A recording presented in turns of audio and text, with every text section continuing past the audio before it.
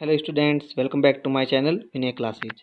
तो आज हम वर्कशीट 39 करेंगे और इससे पहले की जितने भी वीडियोस है वो सारे मैंने प्लेलिस्ट में डाल दिए हैं। तो आप प्लेलिस्ट में जाओ और सारे वीडियो आराम से देखो, है ना। तो यहाँ पहला प्रश्न है, बहुलक ज्ञात करने के सूत्र में प्रयुक्त प्रतीक चिन्ह बताइए। यानी जो हमें ये सूत्र दिया हुआ है बहुलक का, और यहाँ पर जो ये प्रतीक चिन्ह दिए हुए हैं ये किसको इंगित करते हैं वो हमें बताना है। तो देखो, बहुत आसान है और बहुत ध्यानपूर्वक समझने की इसको कोशिश करना, क्योंकि ये 3 नंबर का प्रश्न होता है तो इसकी हर एक चीज़ को समझना बहुत ज़रूरी है। तो यहाँ पर हम शुरुआत करते हैं इस एल से, ठीक है। तो देखो, बहुलक वर्ग की जो निम्न सीमा होती है वो आपकी होती है एल, है ना। अब ये बहुलक वर्ग है वो क्या होता है उसको समझो। तो देखो, यहाँ पर मैंने एक सारणी ली है, एक प्रश्न लिया है बहुलक का।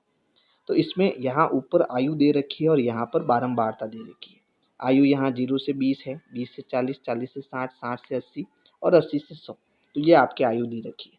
तो यहाँ पर देखो, कौन सी वर्ग अंतराल में कौन सी आयु के सबसे ज़्यादा लोग हैं, यानी सबसे ज़्यादा बारंबारता किसकी आ रही है।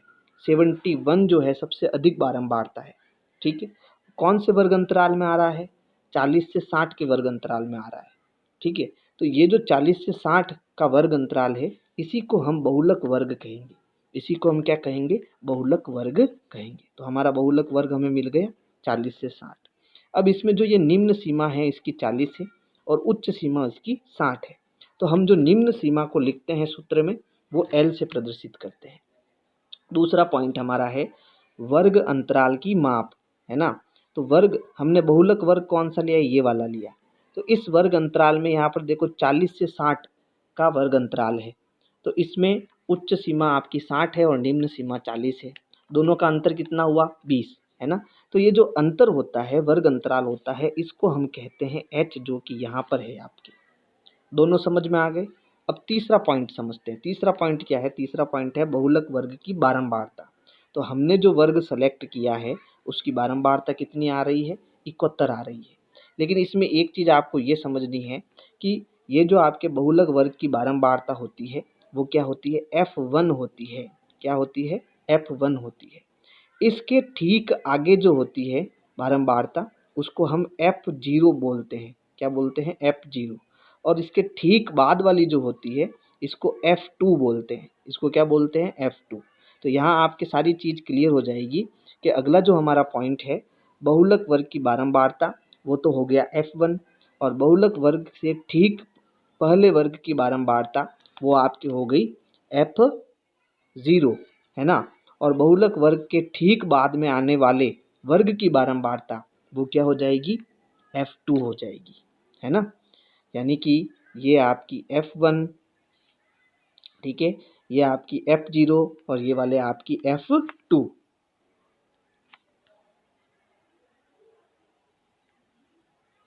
प्रश्न संख्या 2 है, माध्यक ज्ञात करने के सूत्र में प्रयुक्त प्रतीक चिन्ह बताइए।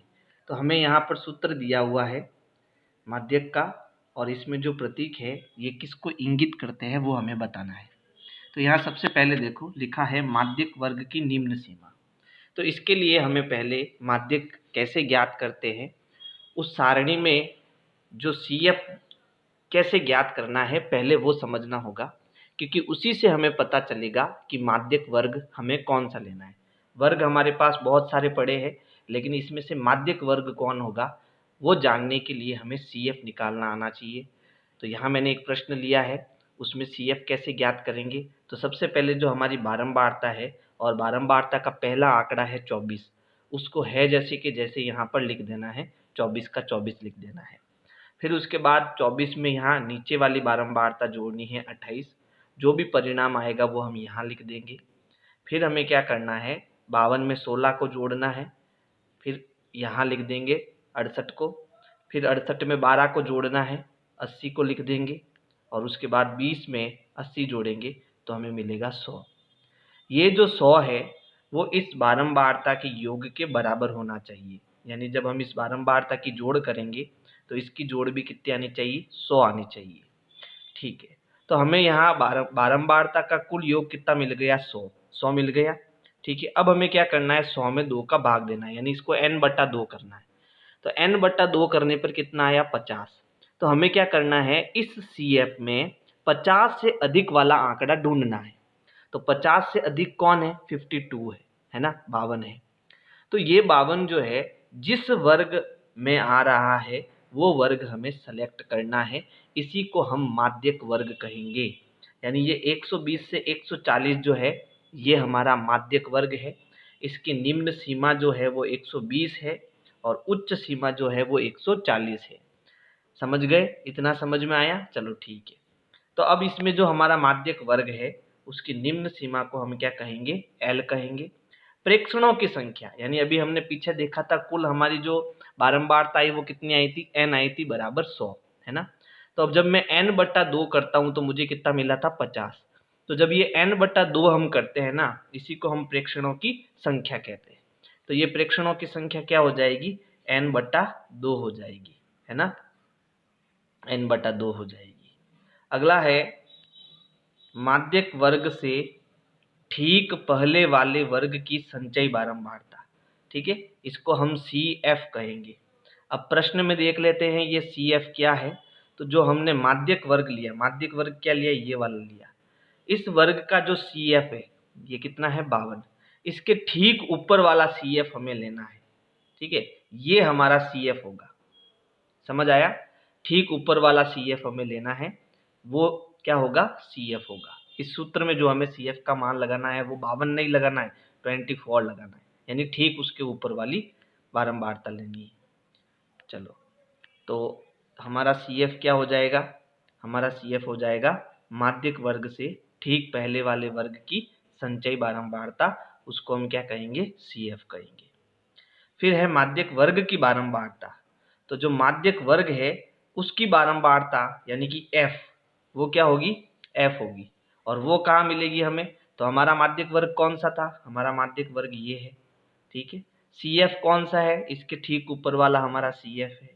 तो F कौन सा है, F हमारा यानी जो हमारी वर्ग की बारंबारता है वो कितनी हो जाएगी, यहाँ पर 28 हो जाएगी। यानी इसी को लेना है जो हमने माध्यक वर्ग सेलेक्ट किया है, वही हमारा F होगा। समझ आया? फिर आगे देखो, आगे है वर्ग माप। वर्ग माप मतलब वर्ग अंतराल, है ना। वर्ग अंतराल यानी जो हमने वर्ग सेलेक्ट किया है उसका अंतराल कितना है, उसको हम किससे लिखेंगे, h से लिखेंगे। प्रश्न 3 है, कल्पित माध्य विधि से माध्य ज्ञात करने का सूत्र लिखिए। तो देखो, कल्पित माध्य का जो सूत्र है वो है a + सिग्मा FD बट्टा सिग्मा F, जहाँ a हमारा कल्पित माध्य है, F बारंबारता है और D को हम कैसे ज्ञात करेंगे कि प्रत्येक जो x का आंकड़ा है उसमें से a को घटाएंगे, है ना। तो इसी को हम कल्पित माध्य से माध्य ज्ञात करने का सूत्र कहेंगे और इसे लघु विधि भी हम कहते हैं। प्रश्न 4 है, किसी गेंदबाज द्वारा 15 क्रिकेट मैचों में लिए गए विकेटों की संख्या निम्नलिखित है। यानी कि 15 क्रिकेट मैच हुए जिसमें विकेट किस प्रकार से लिए गए, 2, 0, 3, 1, 4 इस प्रकार से विकेट लिए गए। इन आंकड़ों का बहुलक होगा। तो इसमें जो सबसे ज़्यादा आंकड़ा रिपीट हुआ है वही इसका क्या होगा, उत्तर होगा। उसी को हम क्या कहेंगे, बहुलक कहेंगे। तो यहाँ सबसे ज़्यादा आंकड़ा जो सबसे ज़्यादा बार रिपीट हुआ वो है 3। देखो यहाँ 3 एक बार, 2, फिर उसके बाद 3, 4 और 5। यानी ये जो 3 है वो सबसे ज़्यादा बार आया है, इसलिए हमारा जो बहुलक है ना, वो बहुलक क्या हो जाएगा, बहुलक बराबर 3। तो अगर मेरी वीडियो पसंद आए तो लाइक करो, सब्सक्राइब करो, शेयर करो, कमेंट करो। Thank you.